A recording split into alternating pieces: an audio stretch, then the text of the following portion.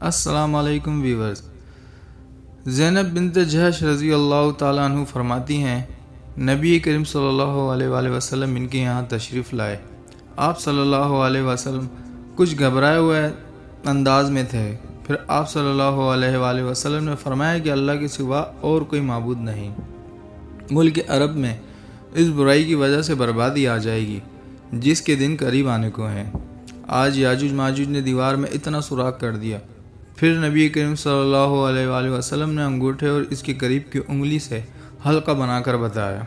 ام المؤمنین زینب بنت جہش رضی اللہ تعالیٰ عنہ بیان کیا ہے کہ میں نے سوال کیا یا رسول اللہ صلی اللہ علیہ وآلہ وسلم، کیا ہم اس کے باوجود ہلاک کر دیے جائیں گے کہ ہم میں نیک لوگ بھی موجود ہوں گے؟ پھر آپ صلی اللہ علیہ وسلم نے جواب دیا، فرمایا کہ جب فسق و فجور بڑھ جائے گا تو یقیناً بربادی ہی ہوگی۔ اللہ پاک ہم سب کو نیک عمل کرنے کی توفیق عطا فرمائے۔